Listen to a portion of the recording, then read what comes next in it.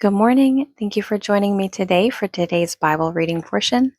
Today we're going to be reading in the Torah, Leviticus chapter 6, verses 8 through 18, in the prophets, Isaiah chapter 27, in the writings, Proverbs chapter 19, and in the apostles, Acts chapter 18, beginning in Leviticus chapter 6, verse 8. And the Lord spake unto Moses, saying, Command Aaron and his sons, saying, This is the law of the burnt offering.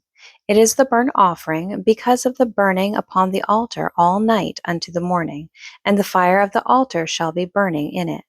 And the priest shall put on his linen garment, and his linen breeches shall he put upon his flesh, and take up the ashes which the fire hath consumed with the burnt offering on the altar, and he shall put them beside the altar. And he shall put off his garments, and put on another garment, and carry forth the ashes without the camp unto a clean place. And the fire upon the altar shall be burning in it.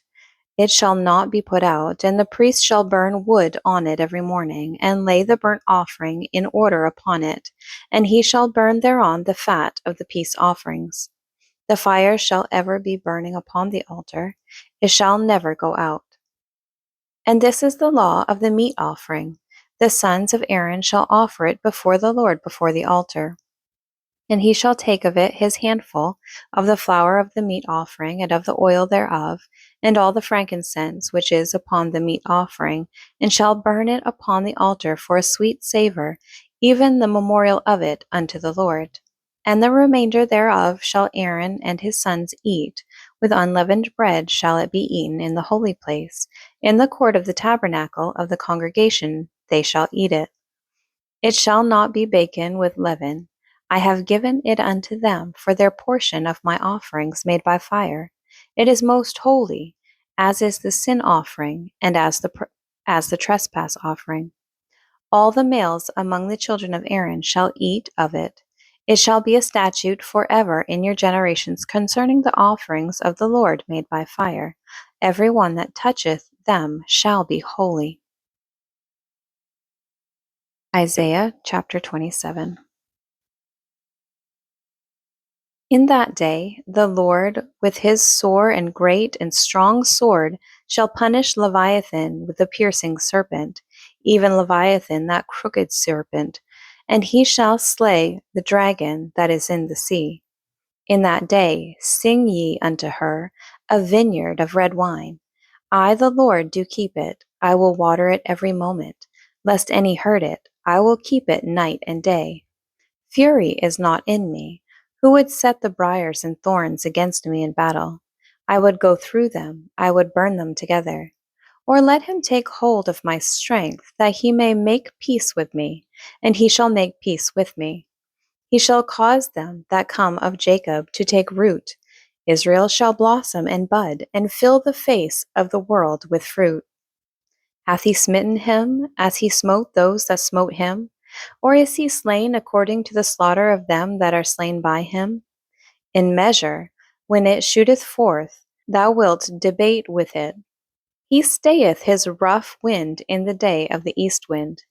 By this, therefore, shall the iniquity of Jacob be purged, and this is all the fruit to take away his sin, when he maketh all the stones of the altar as chalk stones, and are beaten in sunder, the groves and images shall not stand up. Yet the defenced city shall be desolate, and the habitation forsaken, and left like wilderness. There shall the calf feed, and there shall he lie down, and consume the branches thereof. When the boughs thereof are withered, they shall be broken off. The women come and set them on fire, for it is a people of no understanding.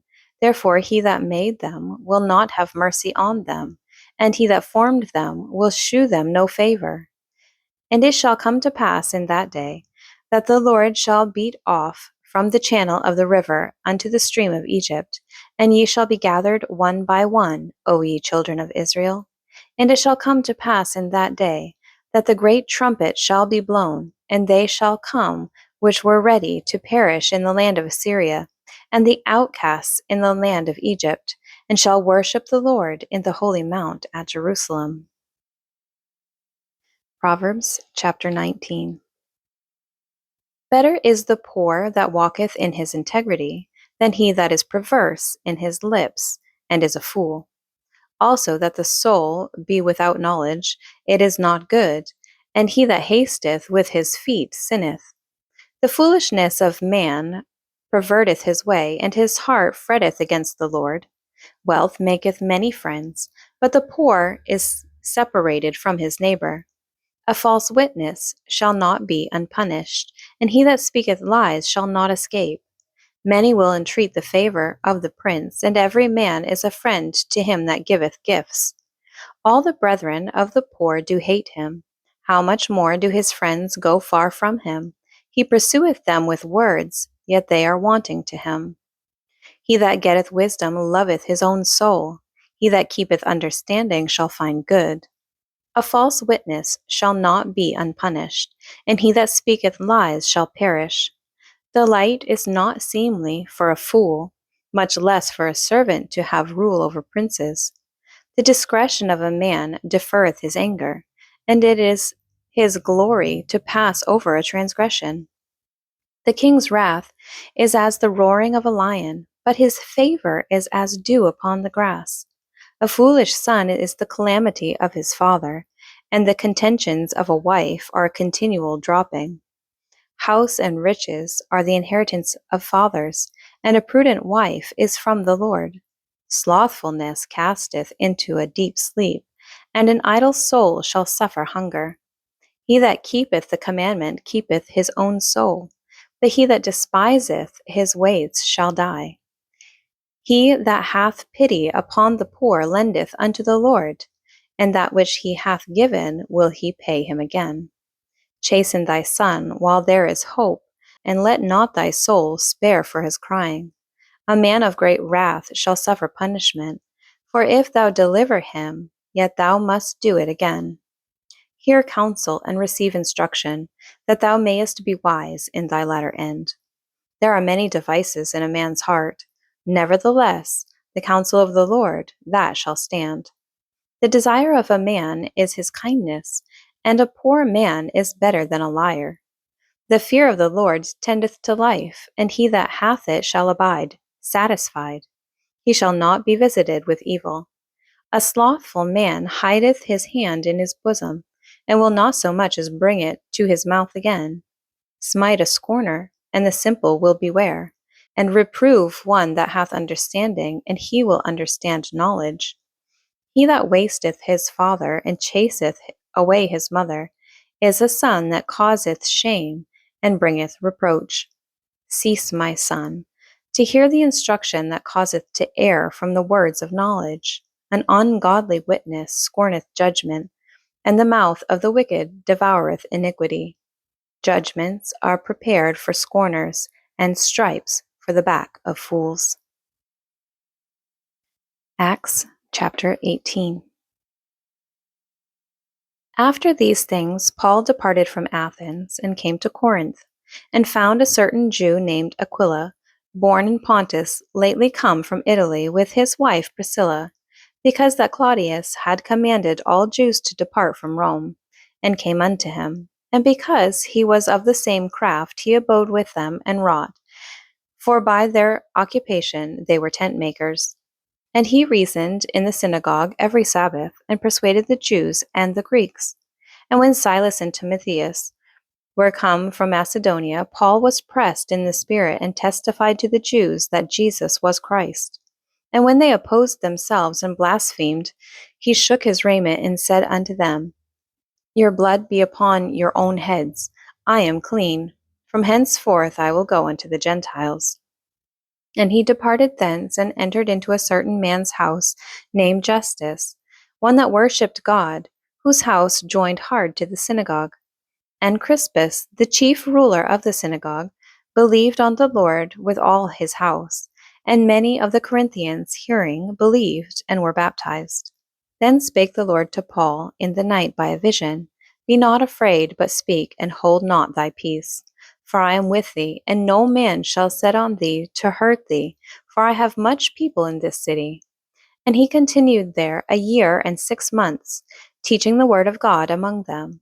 And when Gallio was the deputy of Achaia, the Jews made insurrection with one accord against Paul, and brought him to the judgment seat, saying, This fellow persuadeth men to worship God contrary to the law. And when Paul was now about to open his mouth, Gallio said unto the Jews, If it were a matter of wrong or wicked lewdness, O ye Jews, reason would that I should bear with you. But if it be a question of words and names, and of your law, look ye to it, for I will be no judge of such matters. And he drave them from the judgment seat.